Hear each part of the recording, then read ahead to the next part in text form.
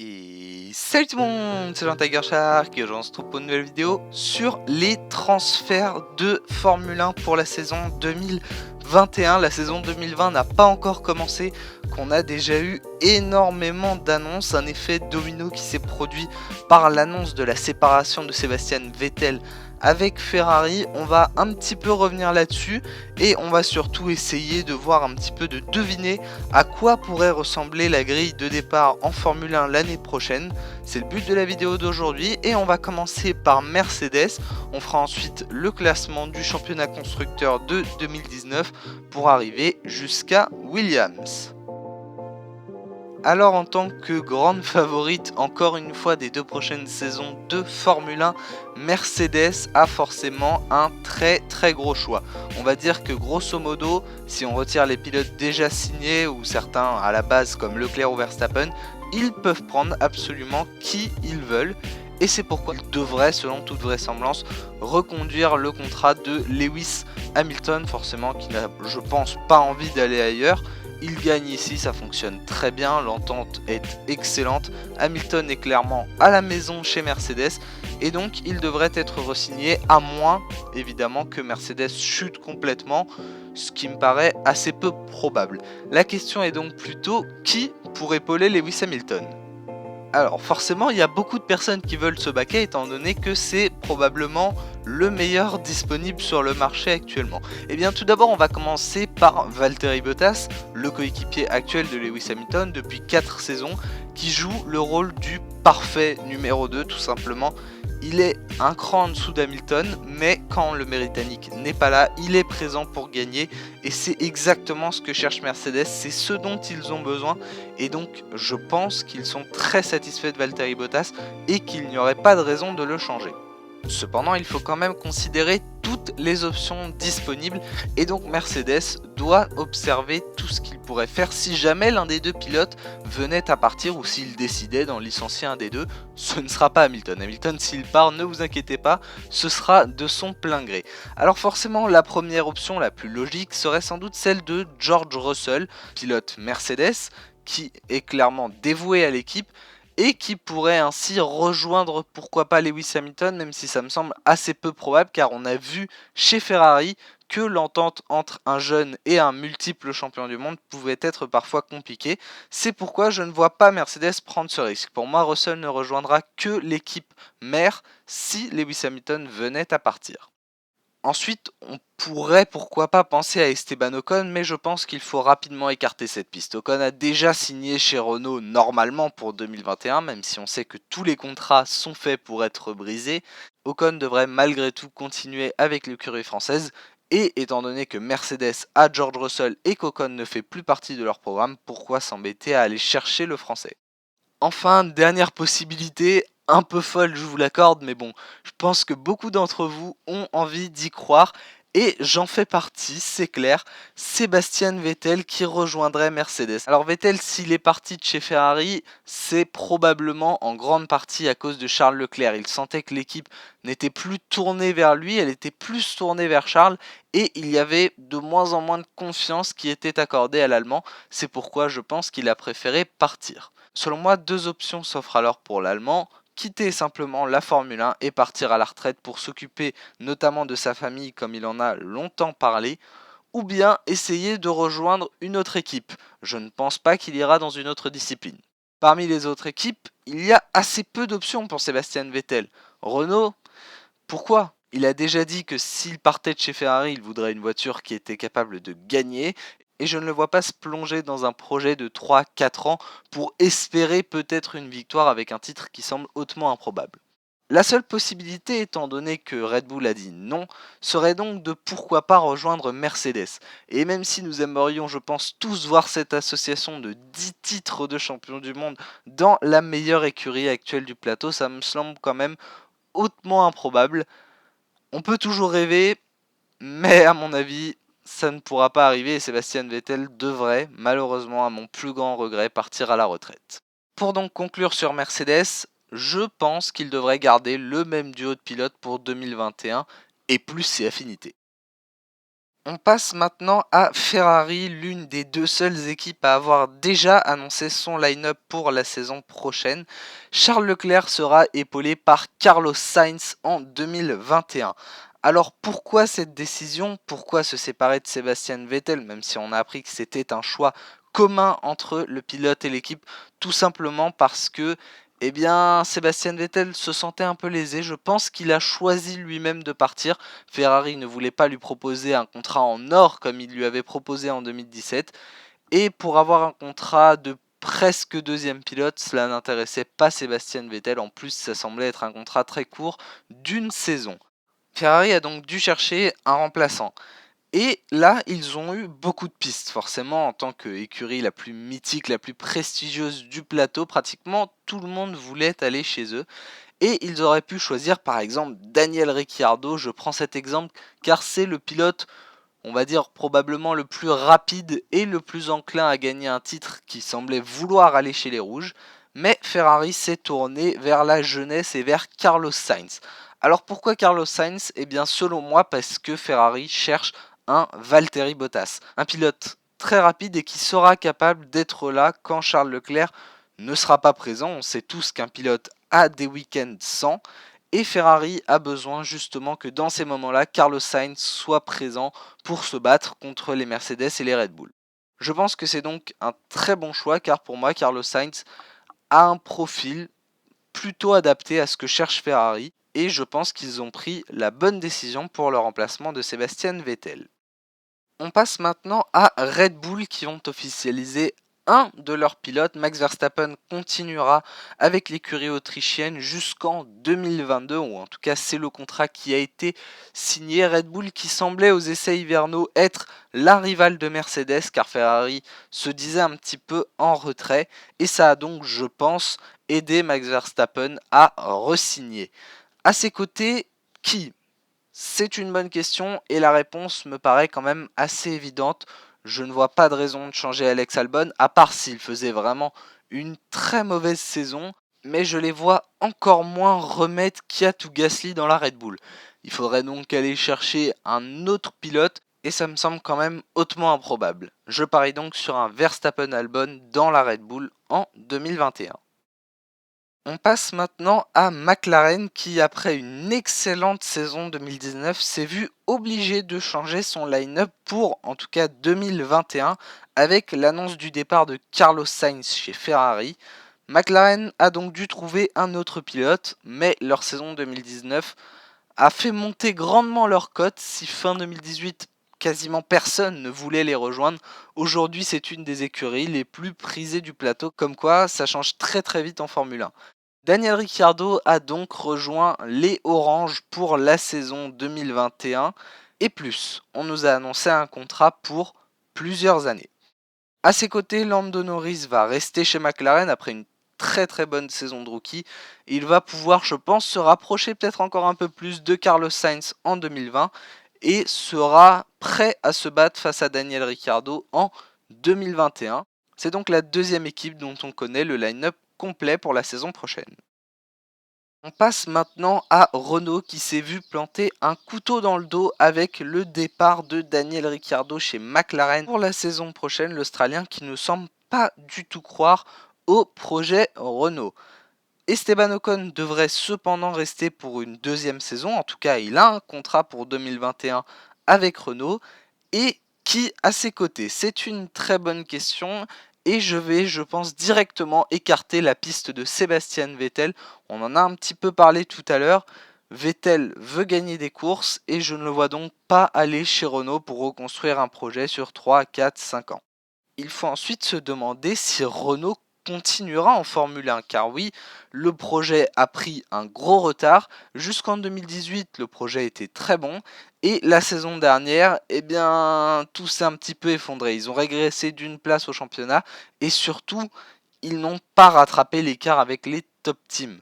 Les dirigeants de Renault pourraient donc décider d'abandonner le projet F1 pour se concentrer sur d'autres choses. On perdrait donc une équipe en Formule 1, mais surtout un constructeur et un motoriste, car l'année prochaine, Renault ne devrait se motoriser qu'eux-mêmes, Et donc, s'il venait à quitter la Formule 1, on n'aurait plus de V6 turbo hybride motorisé par Renault. Mais pour l'instant, soyons un petit peu plus optimistes. On va se dire que Renault resterait en Formule 1 en se disant que 2022 et son changement de réglementation pourrait être la bonne année. Dans ces cas-là, il devrait conserver Esteban Ocon. On le sait, c'est un très bon pilote, très rapide. Mais la question, c'est qui à ses côtés? Eh bien, il semblerait qu'on assiste au retour de Fernando Alonso. Après de très beaux adieux en 2018, pour moi, la boucle était plus ou moins bouclée. Mais il semble vouloir revenir une énième fois. Troisième passage chez Renault, deuxième retour dans l'écurie de Viry-Châtillon. Pourquoi faire en soi? J'ai envie de vous dire, Alonso a toujours eu du mal à structurer une équipe. On a vu beaucoup d'équipes presque détruites de l'intérieur par son passage. Et pour moi, c'est pas forcément ce qu'il faut à Renault, à part s'il accepte de venir avec un contrat de 0. S'il vient pas payer, ou on va dire pas payer à 30 millions comme il l'était chez McLaren, dans ces cas-là, cela peut être intéressant car on le sait, Alonso est un pilote très rapide et qui rapportera des résultats. Mais s'il demande un gros contrat, je pense qu'il vaut mieux se tourner vers autre chose. Et justement, si ce n'était pas Alonso, qui? On a déjà écarté la piste Vettel, d'accord, mais ensuite on pourrait se dire que Renault a une bonne académie de jeunes et il pourrait donc recruter un Guan Yu Zhou ou un Christian Lundgaard pour épauler Esteban Ocon. Cependant, il faudra en 2021 préparer la nouvelle réglementation de 2022 et avoir deux jeunes pilotes, car je considère encore Esteban comme un jeune pilote, pour développer une nouvelle voiture en vue d'une nouvelle réglementation. Je ne pense pas forcément que ce soit la bonne idée, d'autant plus qu'on a vu que les deux méritaient encore une année en Formule 2 et on n'est pas sûr si cette année ce sera 2020. Peut-être vaudrait-il mieux attendre et prendre un autre pilote pour préparer la nouvelle réglementation. Car si Renault reste en Formule 1, il faudra absolument être compétitif en 2022. Et pour ça, qui prendre? Eh bien, c'est une bonne question et on pourrait voir plusieurs pistes.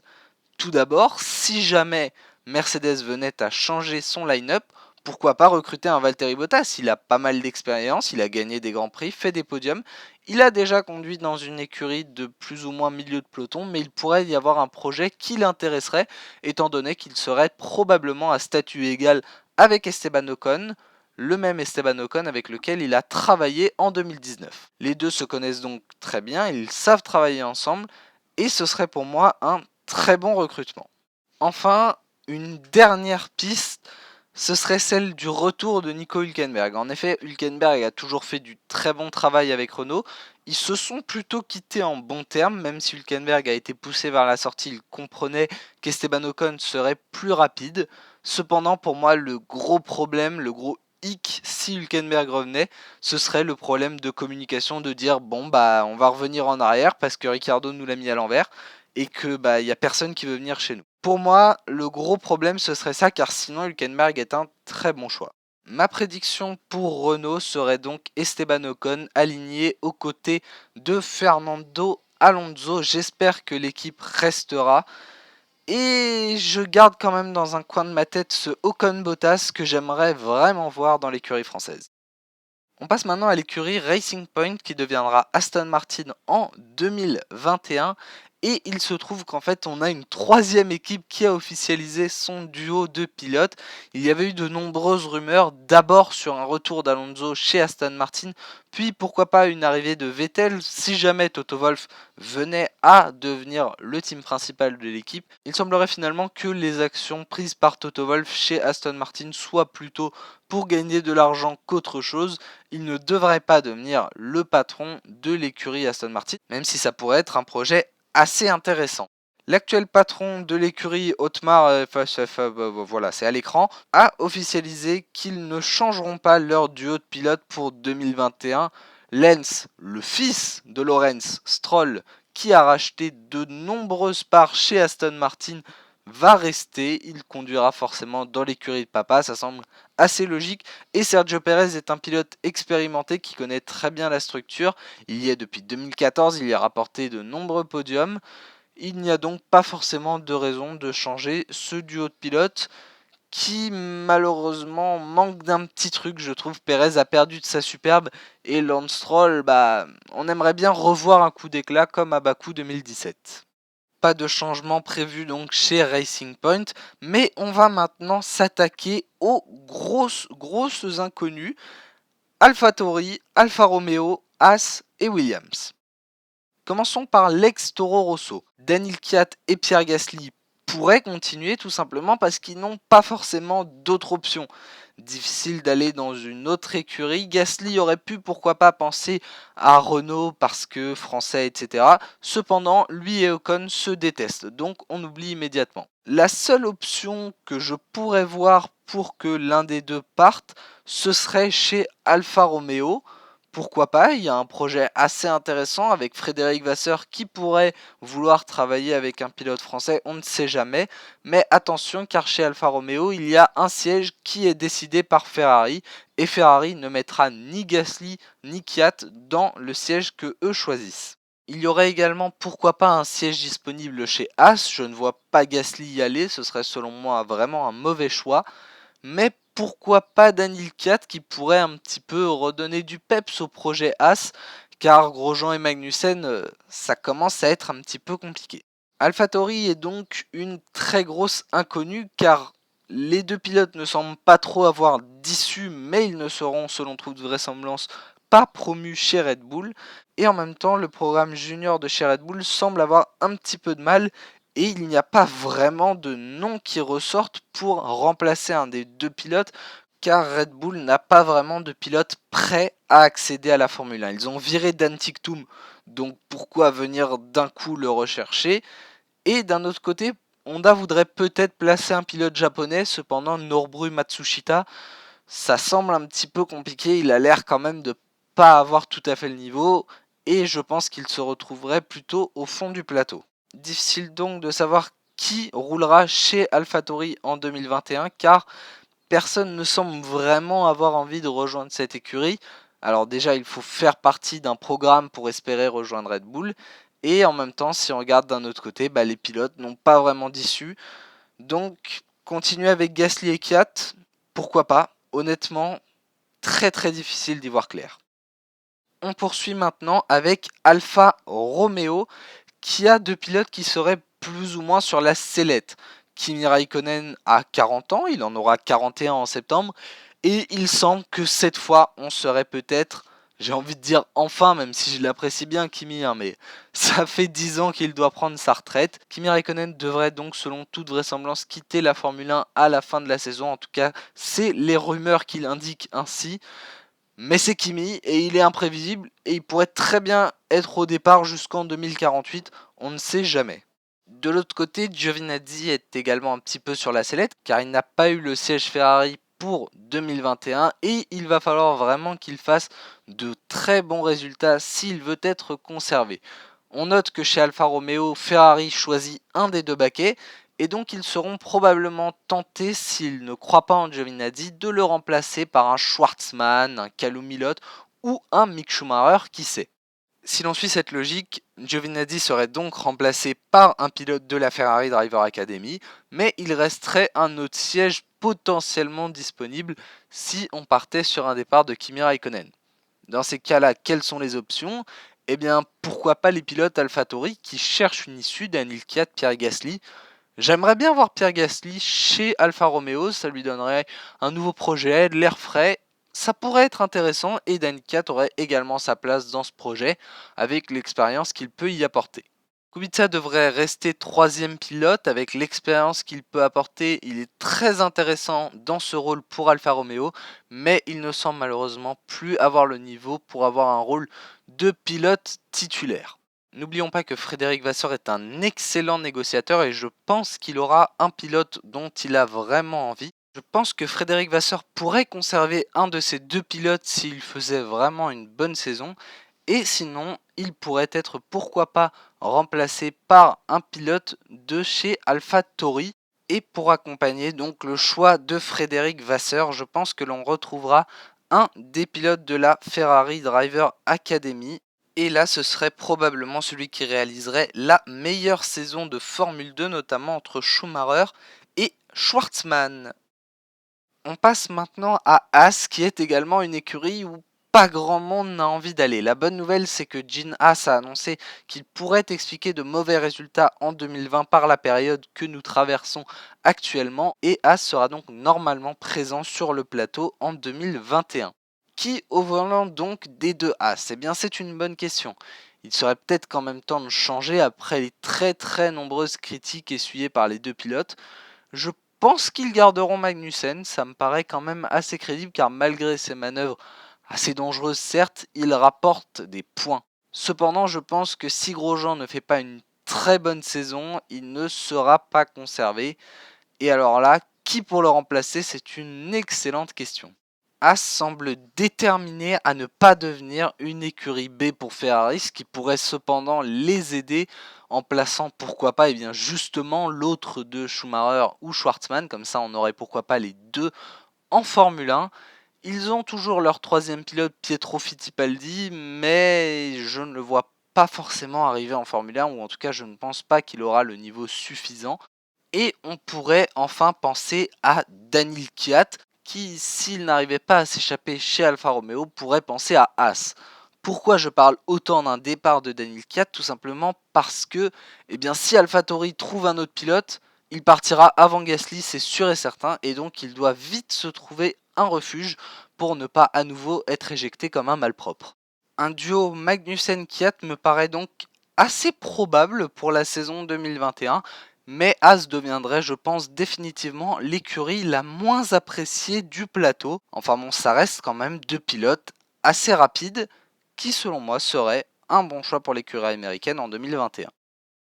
Et enfin, on termine avec Williams. Et alors chez Williams, je garderai dans le premier siège George Russell, qui normalement, il semblerait qu'il ait potentiellement un contrat ou une option pour l'année prochaine. Grosso modo, ça veut dire que s'il n'est pas chez Mercedes, il restera chez Williams. Et ça me paraît assez logique, l'écurie remonte. Il est la tête d'affiche de ce projet, plus ou moins en tout cas, puisqu'il reste un pilote Mercedes. Et par qui il serait accompagné? Eh bien là, je pense que ce serait probablement le plus offrant. Alors très difficile de dire qui sera le plus offrant. Ça pourrait être par exemple Roy Nissany, qui est le troisième pilote actuel de chez Williams. Pourquoi pas Nikita Mazepin, qui n'a jamais eu de très bons résultats, mais qui a un père extrêmement riche, beaucoup plus que le père de Stroll. Enfin, on pourrait envisager la piste Nyck de Vries, et c'est de celle-là dont je vais parler, car j'aimerais vraiment bien voir le champion de Formule 2 2018 avec le champion de Formule 2 2019. Ce sont deux très bons pilotes et pour moi ça pourrait vraiment faire une très bonne association chez Williams. Ils ont besoin d'argent certes, mais je vais espérer voir Nyck de Vries aux côtés de George Russell pour avoir une paire vraiment rapide en 2021. Voilà donc ce que donnerait ma grille en 2021. Ça reste des très grosses prédictions. Si sur tout ce que j'ai proposé, j'ai essayé de faire des choix un petit peu de changement, un petit peu plausible, s'il y en a, disons, 3 qui sont bons, hors les pilotes déjà signés, ce sera déjà magnifique. Il y aura, je pense, d'autres vidéos sur les transferts parce que ça m'intéresse énormément et je sais que vous aussi, vous aimez beaucoup. Donc n'hésitez pas également à me dire vos prédictions à l'heure actuelle, ce que vous pensez de la grille 2021, à quoi elle pourrait ressembler. Sur ce, moi je vous dis à dimanche prochain pour le retour de la carrière. On sera à Monaco et ça va être un sacré épisode. Portez-vous bien et à la prochaine. Ciao ciao.